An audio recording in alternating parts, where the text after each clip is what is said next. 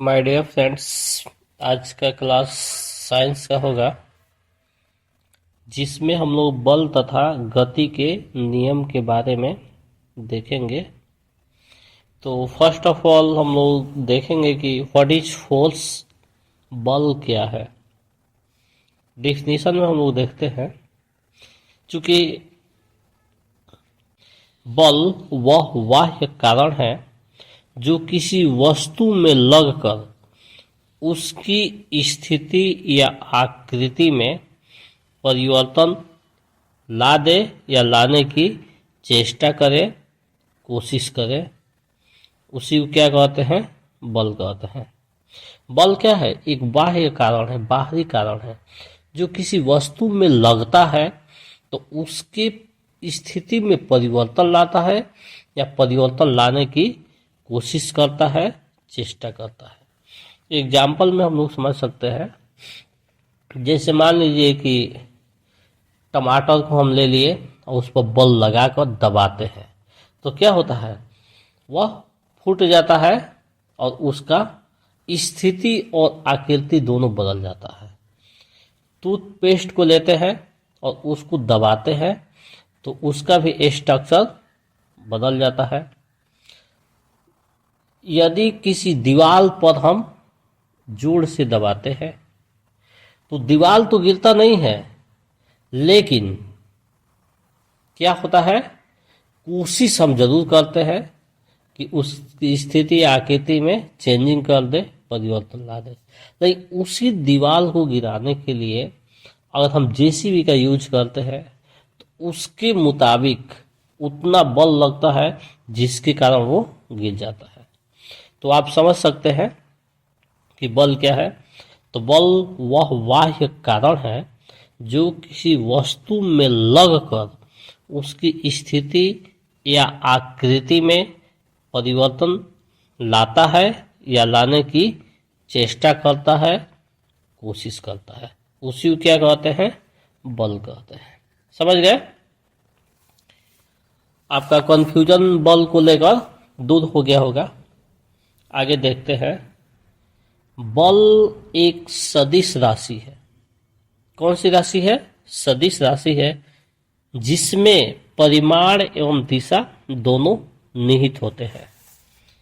बल का एसआई मात्रक न्यूटन होता है जिसे कैपिटल एन से डिनोट किया जाता है। समझ गए? बल का एसआई मात्रक क्या होता है? न्यूटन होता है। इसको बड़ा एन से दिखाया जाता है, सूचित किया जाता है। क्लियर?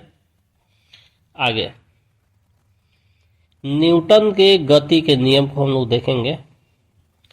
तो न्यूटन गति का फर्स्ट रूल है, फर्स्ट नियम है, प्रत्येक वस्तु अपनी अवस्था में बनी रहती है जब तक उस पर कोई बाह्य बल कार्य न करे। प्रत्येक वस्तु अपनी अवस्था में बनी रहती है, चाहे वो स्थिरावस्था में हो या गति की अवस्था में हो, जब तक उस पर कोई बाहरी बल न लगे। इसी फर्स्ट रूल को, न्यूटन के गति के प्रथम नियम को जड़त्व का नियम भी बोलते हैं, कहते हैं। तो हम समझ गए कि कोई वस्तु अगर स्थिर हो तो तब तक स्थिर रहेगी जब तक उस पर कोई बाहरी बल न लगे। जैसे मान लीजिए कि कोई बॉल है, एक जगह हम रख दिए हैं तो तब तक स्थिर रहेगी जब तक उसको हम प्रेस नहीं करेंगे या हवा के द्वारा उस पर कोई बाहरी बल न लगे या किसी माध्यम से कोई बल न लगे। और कोई वस्तु गतिशील है तो तब तक गतिशील रहेगी जब तक उस पर कोई बाहरी बल न लगे। जैसे मान लीजिए लट्टू है, उसको नचा दिया जाता है तो नाचते नाचते कुछ देर के बाद से क्या होता है? वो रुक जाता है। रुकने का कारण भी है। हमारा न्यूटन की गति का फर्स्ट रूल कह रहा है कि वो रुकेगा नहीं। लेकिन क्या होता है कि जब हम लट्टू नचा देते हैं तो उस पर बाहरी बल रोकने के लिए कार्य करता है। बाहरी बल हवा का प्रेशर हो गया, पर्यावरण का प्रभाव हो गया। इसके साथ ही जब वो नाचता है तो नाचते नाचते उसके नुकीले नोक से जो नाचता है वहाँ पर घर्षण पैदा होता है और घर्षण उसकी गति का विरोध करने लगता है। तो धीरे धीरे कुछ देर के बाद से वह रुक जाता है। प्रयोग के हिसाब से हम लोग इसका अलग अलग जगह पर प्रयोग कर सकते हैं।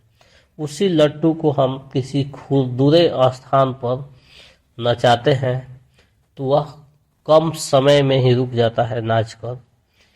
किसी समतल पर नचाते हैं, किसी शीशे के प्लेट पर उसी लट्टू को नचाया जाता है तो काफ़ी देर तक नाचता है।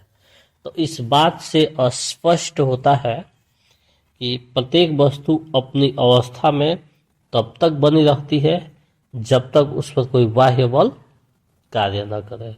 ये हमारा फर्स्ट रूल है, न्यूटन की गति का प्रथम नियम है। आगे देखते हैं न्यूटन के गति का सेकंड रूल, दूसरा नियम, द्वितीय नियम। किसी पिंड के संवेग परिवर्तन की दर उस पिंड पर लगे बल के समानुपाती होता है। इसका नियम क्या है? न्यूटन गति का तीसरा नियम, अगर कोई वस्तु है उसके संवेग परिवर्तन की जो दर है उस वस्तु पर लगे बल के समानुपाती होता है। क्लियर? और यह परिवर्तन उस बल की दिशा में होता है, उस बल की दिशा में ही कार्य करता है। न्यूटन की गति का दूसरा रूल हो गया। अब तीसरे रूल के बारे में देखते हैं। तीसरा रूल है न्यूटन गति का तृतीय नियम। तृतीय नियम एकदम सिंपल है, प्रत्येक क्रिया के बराबर एवं विपरीत दिशा में प्रतिक्रिया होती है। तीसरा रूल क्या है? प्रत्येक क्रिया के बराबर और विपरीत दिशा में प्रतिक्रिया होती है। यानी क्रिया और प्रतिक्रिया साथ साथ होती है न्यूटन की गति के तीसरे नियम में। इसको हम लोग एक एग्जाम्पल से समझ सकते हैं। जैसे किसी वस्तु को हम लोग अपनी ओर खींचते हैं तो जितने बल से हम लोग खींचते हैं उतना ही बल से वो अपनी ओर खींचता है। इसका एग्जाम्पल है। अगले एग्जाम्पल में आपका कॉन्सेप्ट क्लियर हो जाएगा। देखते हैं हम किसी बॉल को किसी दीवार पर मारते हैं तो जितना जोर से हम मारते हैं उतना ही जोर से वह बॉल मेरे तरफ आता है। धीमी गति से फेंकते हैं तो वो प्रतिक्रिया धीमी गति से आती है और तेज गति से बॉल को मारते हैं तो दीवार तेज गति से हमारे तरफ उछाल आता है, उसका वापस आता है। इस एग्जाम्पल से स्पष्ट होता है कि प्रत्येक क्रिया के बराबर एवं विपरीत दिशा में प्रतिक्रिया होती है। यही न्यूटन के गति का थर्ड रूल है, तीसरा नियम है। तो इस प्रकार से एक छोटे से वीडियो में आज हम लोग क्या सीखे? व्हाट इज फोर्स, बल क्या है। इसके साथ सीखे न्यूटन के गति के प्रथम नियम, द्वितीय नियम और तृतीय नियम। इसमें हम लोग देखें कि फर्स्ट रूल जो न्यूटन की गति का है वही जड़त्व का भी नियम है। तो इस प्रकार से आप लोग देखिए, पढ़िए, समझिए और अपने फ्रेंड्स में भी इस वीडियो को शेयर कीजिए ताकि उनका भी एजुकेशनल हेल्प इजली वे से हो सके। इसके साथ ही आज का क्लास ओवर होता है। मिलते हैं एक नए वीडियो में एक नए क्लास के साथ। That's all.